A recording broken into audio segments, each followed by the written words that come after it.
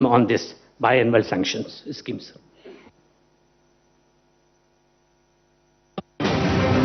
సంపద సృష్టి అంటే ఇది, ప్రజల వద్దకే పాలన అంటే ఇది, గుండె గుండెకు చేరువైన ప్రభుత్వం అంటే ఇది. గడప గడపలోనూ సంతోషం చూడాలని, ఇంటింట ఆనందం ఉండాలని తప్పించే మనసు మన ప్రభుత్వంది అని చెప్పడానికి గర్వపడతా ఉన్నా. 360 డిగ్రీస్, ఎప్పుడు ఎక్కడ ఎవరు ఏ కారణం చేతైనా సరే తమకు అర్హత ఉండి కూడా సంక్షేమ లబ్ధి అందలేదని అనడానికి వీలులేని విధంగా పరిపాలన సాగిస్తున్న ప్రభుత్వాన్ని బహుశా ఈ ప్రపంచం చూడ్డం ఇదే మొదలు కావచ్చు. వాస్తవంగా నాయకుల్ని చాలా మందిని చూస్తా ఉన్నాం, కానీ ఇటువంటి నాయకులు, మాట మీద నిలబడే నాయకులు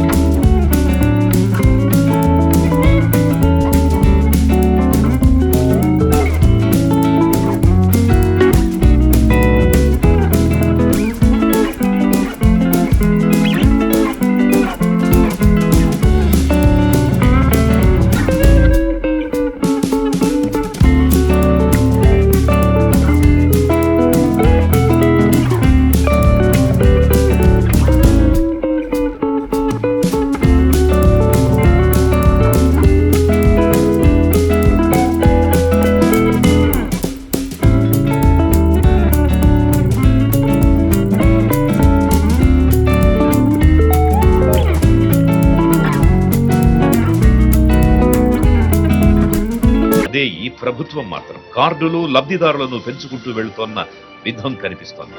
నవరత్న పథకాలు ఏవైనప్పటికీ టెక్నికల్ ఇష్యూస్ వల్ల మధ్యలో ఆగిపోయి డబ్బులు పడకుండా ఉన్న వాళ్ళకి మళ్ళా బయోన్న శాంక్షన్ అనే దాంట్లో అప్లై చేసుకొని మళ్ళా డబ్బులు రావటం అనేది నాకు చాలా సంతోషంగా ఉంది. డాక్యుమెంట్స్ అవన్నీ తీసుకొని ఇంటికి వచ్చి తిరిగి అవన్నీ చేసి వస్తాయమ్మా నీకేం పర్వాలేదు అని చెప్పి ధైర్యం ఇచ్చారు. 2023 ఆగస్టు 1 నుంచి డిసెంబర్ 31 వరకు వివిధ సాంకేతిక కారణాల వల్ల సంక్షేమాభివృద్ధి ఫలం పొందని 68,990 మంది లబ్ధిదారులకు 97.76 కోట్ల రూపాయలను బటన్ నొక్కి వారి వారి ఖాతాల్లోకి నేడు జమ చేస్తున్నారు గౌరవ ముఖ్యమంత్రి శ్రీ వైఎస్ జగన్మోహన్ రెడ్డి గారు. 2021 డిసెంబర్ నుంచి అర్హులై ఉండి లబ్ధి పొందని వారిని గుర్తించి వారి కోసం ఈ 5 పర్యాయాలుగా వెచ్చించిన మొత్తం 1,744.76 కోట్లు. వీటితో పాటు కొత్తగా అర్హులైన మరో 1,17,161 మంది పెన్షన్లు, ఇంకో 6,314 మందికి ఆరోగ్యశ్రీ కార్డులు, మరో 1,11,321 మందికి రైస్ కార్డులు, ఇంకో 34,623 మందికి ఇళ్ల పట్టాలను కూడా నేడు అందిస్తోంది జగనన్న ప్రభుత్వం. అధికారంలోకి వచ్చిన 55 నెలల్లోనే వివిధ సంక్షేమ పథకాల ద్వారా లంచాలకు, వివక్షకు తావు లేకుండా డీబీటీ రూపంలో నేరుగా లబ్ధిదారులకు అందించిన ఆర్థిక సాయం 2,46,551 కోట్లు. ఇది నభూతో నభవిష్యతి, గతం చూడని ప్రగతి.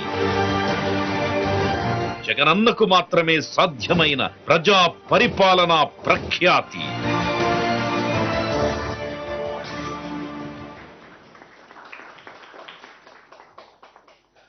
సార్, ఇప్పుడు గవర్నమెంట్ మంత్రి వర్యులు సురేష్ గారిని